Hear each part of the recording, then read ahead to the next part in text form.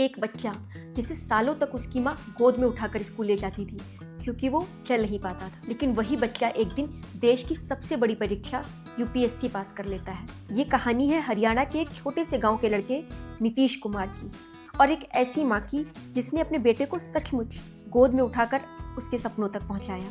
हरियाणा के महेंद्रगढ़ जिले के खटौती कला गांव में जन्मे नीतीश कुमार का बचपन आसान नहीं था। जब वे सिर्फ 4-5 साल के थे तब धीरे धीरे उनके चलने की क्षमता कम होने लगी।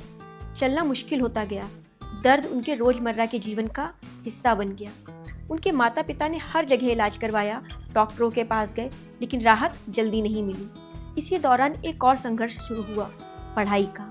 क्योंकि नीतीश चल नहीं पाते थे, इसलिए उनकी माँ केला देवी उन्हें अपनी गोद में उठाकर स्कूल ले जाती थी। शायद सिर्फ एक माँ ही ऐसा कर सकती है जो अपने बच्चे को रोज स्कूल तक ले जाती है गोद में उठाकर, ताकि उसका भविष्य उज्जवल हो सके। नीतीश को पढ़ने में बहुत रुचि थी।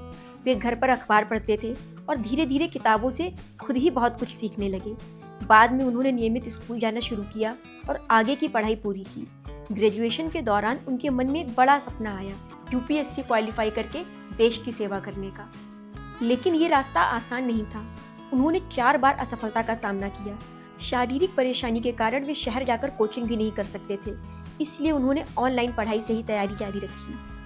और फिर आया 6 मार्च 2025 का, जब यूपीएससी का रिजल्ट आया। नीतीश ने सूची में अपना नाम देखा, ऑल इंडिया रैंक 847। उस समय उनकी माँ खेत में फसल काट रही थी। नीतीश ने सबसे पहले अपने छोटे भाई को बताया और फिर फोन करके अपनी माँ को एक खुशखबरी दी। ये सिर्फ परीक्षा पास करने की कहानी नहीं है, ये कहानी है एक बेटे के हौसले की और एक माँ के त्याग की। जो माँ सालों तक अपने बेटे को गोद में उठाकर स्कूल ले गई, आज वही बेटा देश की सबसे कठिन परीक्षा पास कर चुका है। याद रखिए, अगर इरादे मजबूत हो तो मुश्किलें भी रास्ता नहीं रोक सकती।